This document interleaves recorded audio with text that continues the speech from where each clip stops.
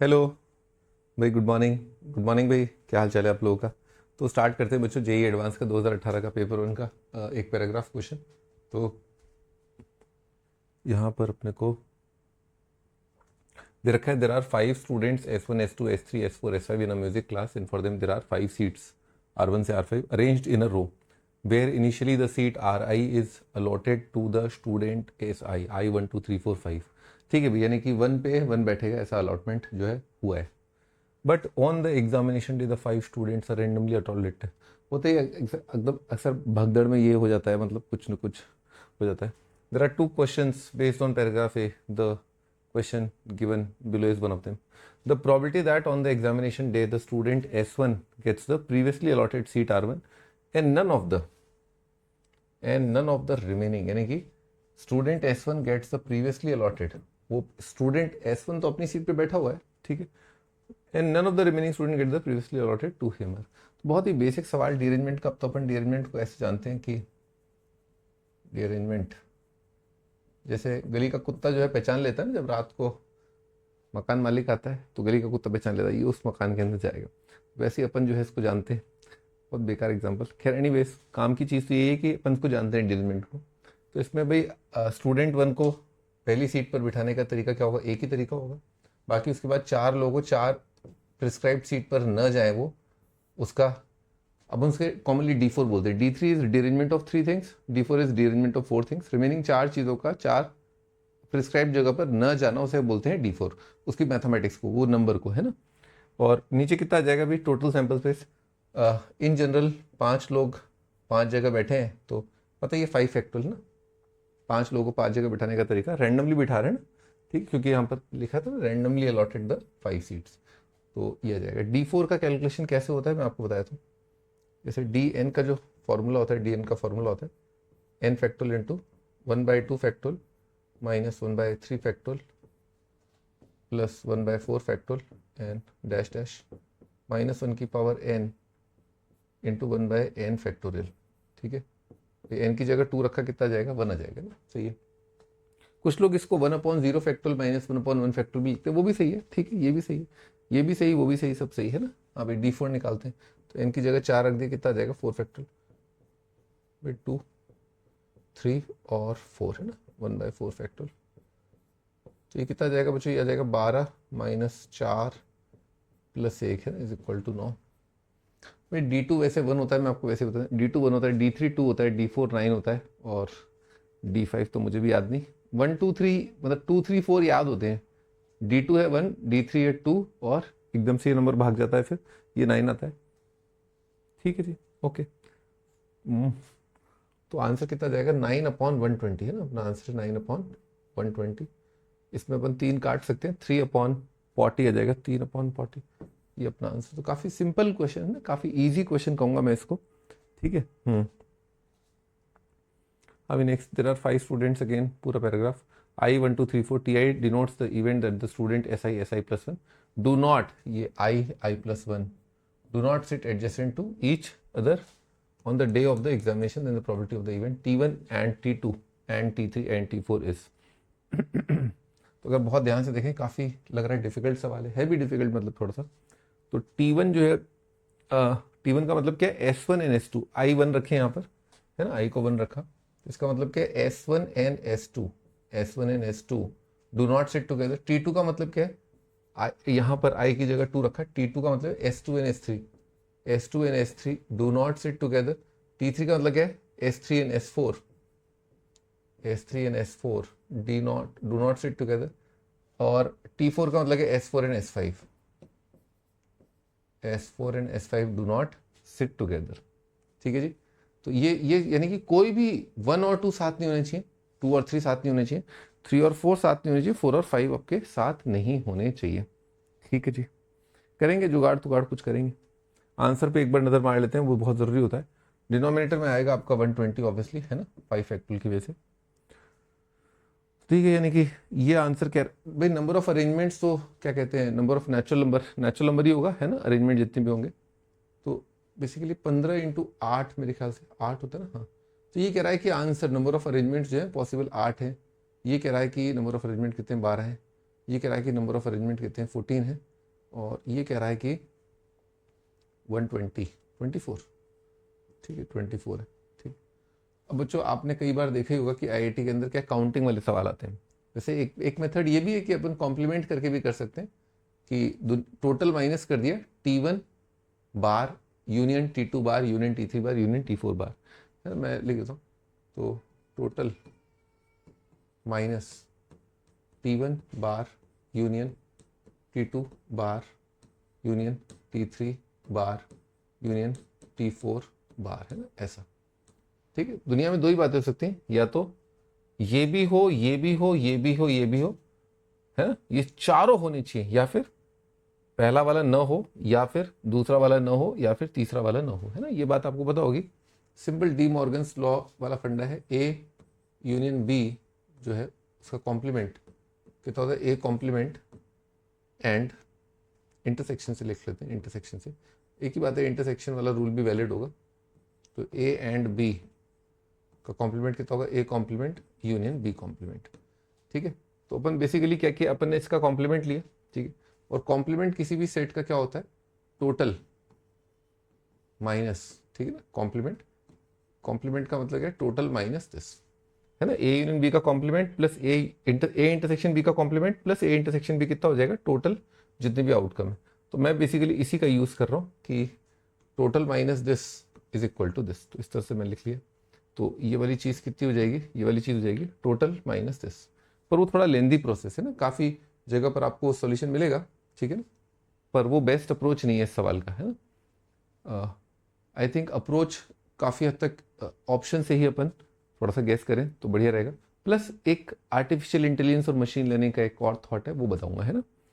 तो भाई ऑप्शंस में अगर मैं केवल इन तीन ऑप्शंस पर नज़र रखूं, है ना, 8, 12 और 14, ठीक है, तो ये मुझे प्रेरित करते हैं, ये मुझे मोटिवेट करते हैं कि मैं काउंट कर लूँ, है ना। ये तीन ऑप्शन अगर आप बहुत ध्यान से डिनोमिनेटर को समझ गए तो ये मेरे को इंस्पायर कर रहे हैं कि I should count the number of cases, ठीक है।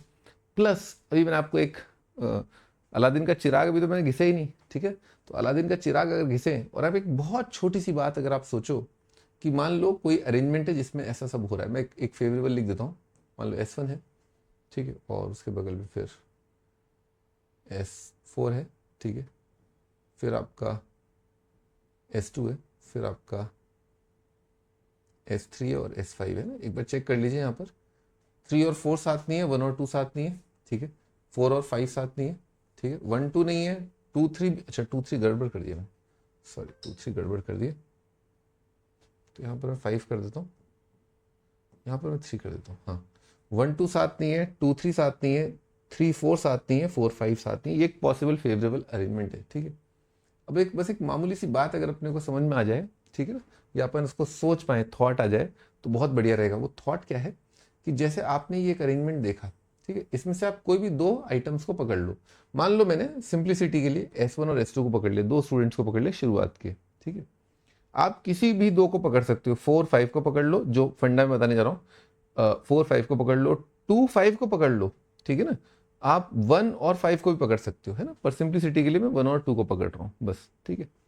तो कोई भी दो को आप पकड़ लो। तो मेरा कहना ये है, मेरा थॉट ये है कि आप जो कर रहे हो आप, सॉरी अच्छा 1 2 को पकड़ लो, 2 3 को पकड़ लो, 1 2 2 3 3 4 4 5, ये कह रहा था मैं, ठीक है। Either you catch student number S1 and S2, और you catch student number S2 and S3, और you catch student number S3 and S4 and so on. हाँ जी, मेरा कहने का मतलब ये था कि जितने भी पॉसिबल फेवरेबल अरेंजमेंट्स होंगे उसमें ना दो ही बातें हो सकती हैं। वो फेवरेबल अरेंजमेंट क्या है, वो अरेंजमेंट ये है कि S1 और S2 में कोई एक लेफ्ट होगा, कोई एक राइट होगा, है ना, और वो इक्वल होंगे। क्या कहना है आपका, यानी कि S1 और S2 में एक लेफ्ट एक राइट, एक राइट एक लेफ्ट, और ये दोनों अरेंजमेंट क्या है, इक्वली लाइकली है, ठीक है। Same S2 S3, S2 left में, S3 राइट में, S2 राइट में, S3 लेफ्ट में, जितने भी अरेंजमेंट्स होंगे दो पार्टीशन कर दिए, दोनों इक्वली लाइकली, यानी कि आंसर इवन आएगा। इतना श्योर हो गया तो इससे खैर अपने को फायदा नहीं हुआ, क्योंकि सारे ऑप्शन जो है अपने को इवन दे रखे हैं ना। कोई बात नहीं, कम से कम अपन ने ये देख लिया कि आंसर अब आधा हो गया, अब तो काउंटिंग ही आधी हो गई, यानी कि अब 4 6 7 और 12 इतनी सी काउंटिंग पे अपना आंसर आ जाएगा। तो बस अपन क्या करते हैं, S1 और S2 को जो है देख लेते हैं ना। तो मैं हमेशा जो अरेंजमेंट लिखने जा रहा हूँ मैं उसमें क्या करूँगा, मैं S1 और S2 को लेफ्ट और राइट है ना, S1 को लेफ्ट रखूंगा, उल्टा भी कर सकते हो आप जैसे चाहे, मैं S1 को लेफ्ट और S2 को राइट में रखूंगा, यानी कि S1 पीछे वाली पोजीशन, S2 राइट वाली पोजीशन पे आएगा। ठीक है, तो काउंटिंग कर लेते हैं, काउंटिंग काफ़ी इजी हो गई है। ठीक है, नहीं तो केसेस बहुत ज़्यादा हो जाते हैं। तो मान लीजिए S1 यहाँ पर है, ठीक है, ये कोई पोजीशन है, पोजीशन नंबर 1 बोल देते हैं, ये पोजीशन नंबर 2 बोल देते हैं, ये पोजीशन नंबर 3 बोल देते हैं, पोजीशन नंबर 4 बोल देते हैं, ये पोजीशन नंबर 5 बोल देते हैं। गिनना स्टार्ट करना है अपने को, S1 जब फर्स्ट पोजीशन पर है और S2 कहाँ पर होगा ना, तो S2 बच्चों जो नहीं हो सकता है ना, जो नहीं हो सकता, एक तो यहाँ तो शॉर्ट ही नहीं हो सकता, ठीक है, S2 यहाँ पर अगर हो गया, S2 मान लो यहाँ पर हो गया, ठीक है, मान लो S2 यहाँ पर हो गया, लिख ही लेते हैं एक बार, S2 मान लो यहाँ पर हो गया, ठीक है, तो S2 यहाँ पर हो गया बच्चों, क्या होगा, इससे भी ज़्यादा आसान काम, सबसे आसान सबसे पहले करते हैं, S2 मान लो यहाँ पर हो गया, क्या यहाँ पर 3 4 5 यहाँ पर आ सकते हैं क्या, मान लो 3 यहाँ आया 4 5 नहीं आ सकता, 4 यहाँ आया 4 यहाँ आया तो न 5 न 3 आ सकता है, तो 4 भी, 5 यहाँ आया तो 3 4 यहाँ पर, लो ये चीज़ पॉसिबल ही नहीं है कि S1 पहली जगह पर S2 से इधर फोर्थ फिफ्थ पोजीशन पर। तो अपन दोबारा यहाँ पर देखते हैं, मैं फोर्थ के नीचे लिख रहा हूँ, ठीक है,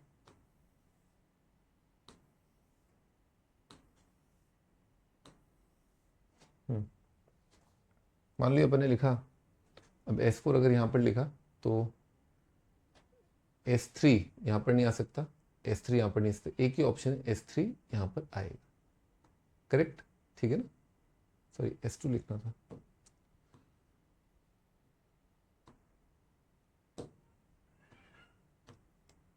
S2 लिखना था,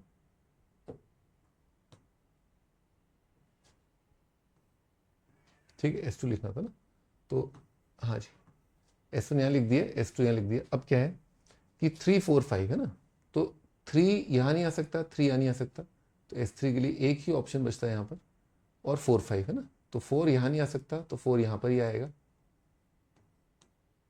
है ना, S5 फिर यहाँ पर आ जाएगा, ठीक है, तो S2 के साथ 3 के पास एक ही ऑप्शन था, एक ही अरेंजमेंट, 3 यहाँ पर आने के बाद 4 के पास एक ही अरेंजमेंट था, तो S2 यहाँ पर रखा मान लो मैंने, तो ये एक ही अरेंजमेंट आया, only one answer is there, जब S2 is on fourth position, है ना। अपन मूव ऑन करते हैं, जब S1 जो है, S2 यहाँ पर है ना, S1 यहाँ पर है, S2 यहाँ पर है ना, तो एक आंसर आ चुका अब तक।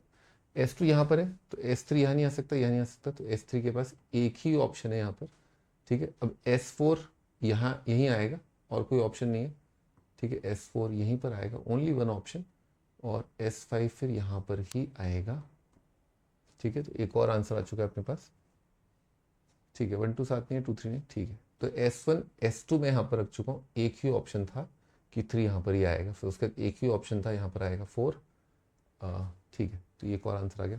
अब मैं S1, अब तो S1 जो पहली पोजीशन है वो खत्म हो चुका है, अब मैं S1 को यहाँ पर लेकर के आ रहा हूँ, ठीक है, अब S2 के पास केवल यहाँ या फिर तो यहाँ पर आएगा, ठीक है, या फिर दूसरा सिचुएशन देख लेते हैं, S1 यहाँ पर है और S2 यहाँ पर आएगा, ठीक है, ये चीज़ अपन देख रहे हैं, तो S1 अगर यहाँ पर आ गया तो S2 यहाँ पर, तो 3 यहाँ नहीं आ सकता, 3 यहाँ नहीं आ सकता, 3 के पास एक ही ऑप्शन बचता है, ये 4, फिर 4 यहाँ पर आ सकता है, 5 यहाँ पर आ सकता है, 4 5 4 5 5 4 यहाँ पर आ सकते हैं ना, कोई दिक्कत नहीं, तो यहाँ पर दो आंसर आ रहे हैं बेसिकली, ठीक है, यहाँ पर दो आंसर आ रहे हैं,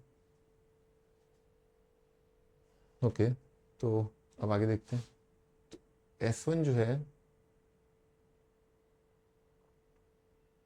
S1 यहाँ रखा है, S2 यहाँ रखा है, S3 के पास एक ही ऑप्शन था, 4 5 यहाँ पर कर सकते हैं, तो दो आ रही है, अब S1 यहाँ पर, S2 यहाँ पर, S3 के पास कितने ऑप्शन है, S3 के पास अब ये वाला भी आ सकता है, ये वाला भी आ सकता है, दो ऑप्शन है S3 के पास, ठीक है, चलो तो फिर यहाँ पर एक बार यहाँ पर लिख करके देखते हैं, S3, तो 4 5 यहाँ पर आएंगे तो ये नहीं आ सकता है ना, क्योंकि 4 5 फिर यहाँ पर रखने पड़ेंगे, तो ये वाला केस नहीं आएगा कि S3 यहाँ पर आए, तो अब S3 मान लो यहाँ नहीं आ सकता, तो यहाँ पर भी नहीं आ सकता, तो S3 के पास एक ही ऑप्शन है, ठीक है, अब 4 5 के पास यहाँ 4 आ सकता है, नहीं आ सकता, यहाँ पर 5 ही आएगा, ठीक है, यहाँ पर 5 ही आएगा, और यहाँ पर आपका S4 हो जाएगा, है ना, ये एक और आंसर आ चुका है,